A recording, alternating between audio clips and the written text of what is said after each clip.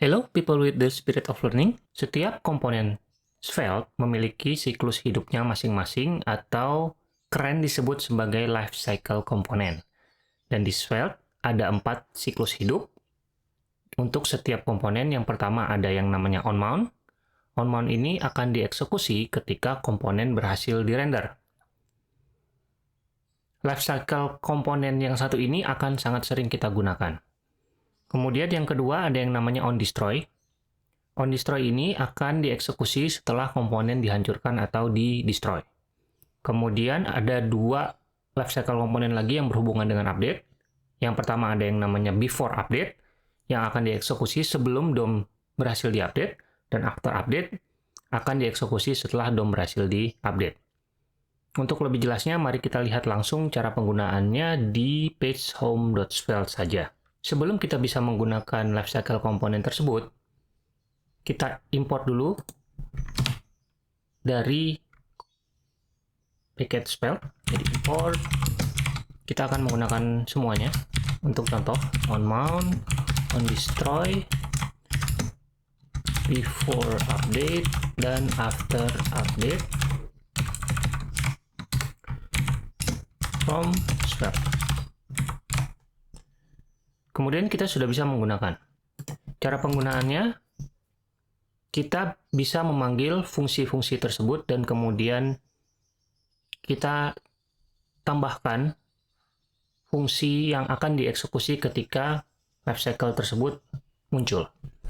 Jadi misalnya onMount, di sini dia adalah fungsi yang menerima sebuah parameter, yaitu parameternya adalah fungsi. Di sini kita tulis anonymous function saja di sini.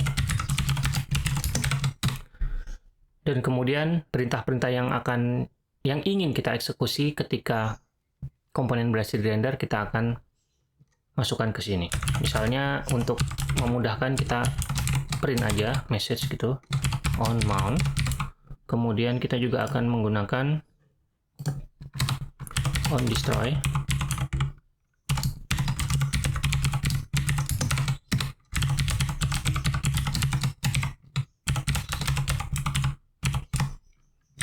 Lalu before update.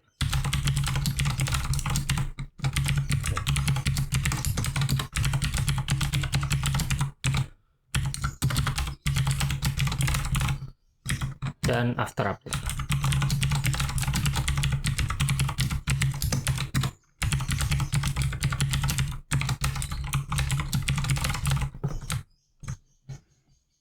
Dan kita save. Sekarang kita akan lihat hasilnya di konsol. Dan kalau kita refresh, maka akan muncul urutan-urutannya. Yang pertama adalah before update muncul sebelum onMount.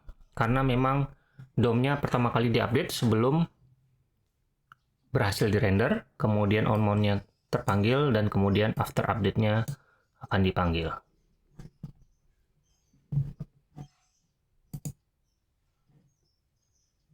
Dan ketika kita menuju ke halaman donation, maka komponen home akan di-destroy dan menyebabkan onDestroy akan tertrigger seperti ini. Dan ketika kita kembali, dia akan melakukan before update, onMount, dan after update kembali. Begitu juga kalau kita menuju ke halaman-halaman lainnya, maka komponen home akan di-destroy. Dan seperti yang saya sebutkan sebelumnya, kita akan sangat sering menggunakan onMount, terutama ketika kita mengambil data dari API. Di sini kita tidak ada proses pengambilan data, jadi ini kita hapus saja. Dan kemudian ini juga kita hapus, kita kembalikan seperti semula. Kita kembalikan seperti semula. Dan ini juga. Dan kemudian kita akan membuka sebuah halaman yang menampilkan data, yaitu adalah charity list. Komponen charity list di sini.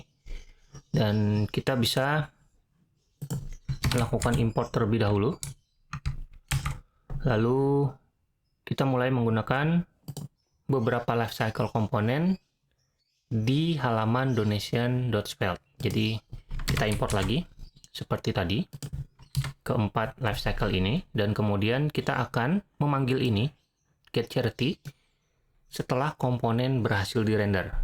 Dalam hal ini adalah onMount. Jadi kita panggil saja di sini onMount, dan kita bungkus ke dalam function anonymous. Data ini akan kita masukkan ke sini. Berhubung ini masih dummy data dan kita panggilnya dengan membaca file data.charities.js di sini, maka datanya akan di-load sangat cepat, sehingga kita tidak bisa melihat perubahan. Untuk mengemulasi pemanggilan data yang agak lama, kita tambahkan di sini saja, untuk sederhananya, set timeout.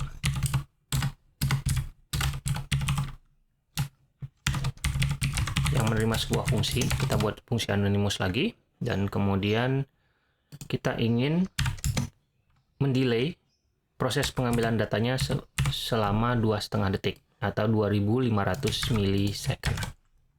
Sekarang kita coba menuju ke halaman donation. Kita klik di sini. Datanya akan tidak ada, ya, belum muncul sampai 2,5 detik. Kita coba sekali lagi. 1, 2,5. Seperti itu.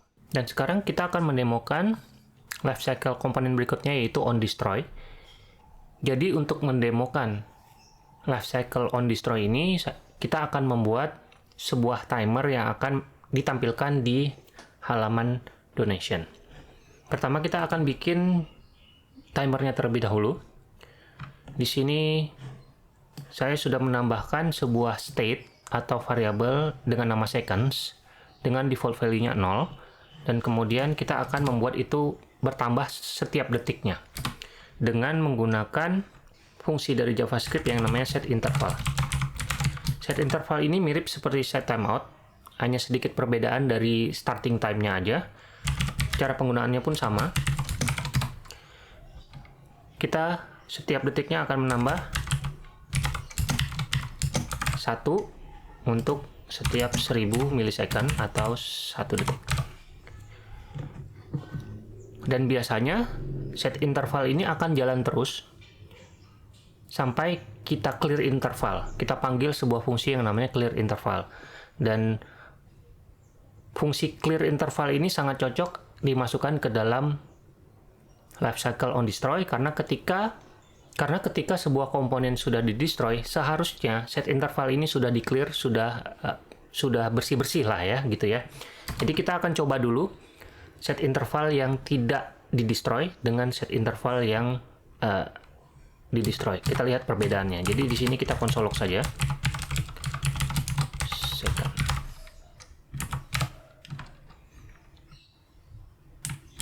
Dan sekarang kita lihat hasilnya.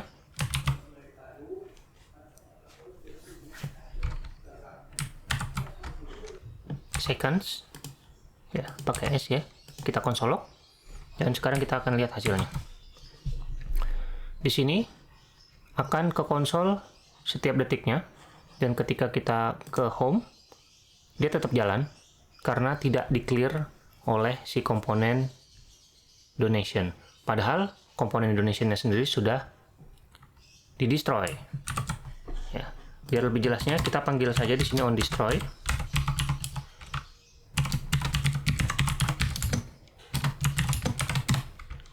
Kita konsol onDestroy. Oke, kita lihat lagi di sini.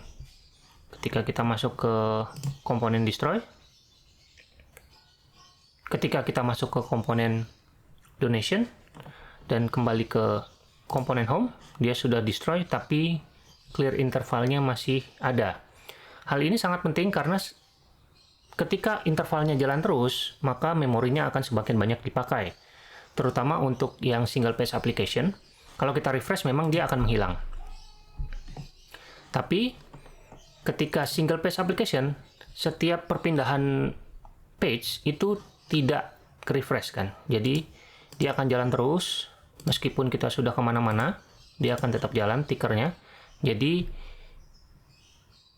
praktek yang sangat bagus ketika on destroy itu adalah clean up ya, bersih-bersih hal-hal yang tidak diperlukan lagi. Oke, sekarang kita ketika on destroy, kita harus clear interval supaya memori kita jadi free lagi. Nah, clear interval ini membutuhkan sebuah parameter yang merujuk ke ID di sini.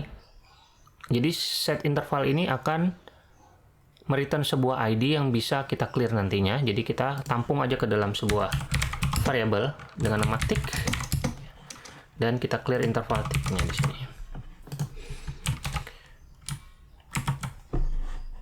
Sekarang kita coba lagi masuk ke halaman donation. Di sini sudah berjalan sekitar 10 detik dan kemudian kalau kita kembali ke home, maka tickernya sudah di clean, sudah tidak berjalan lagi.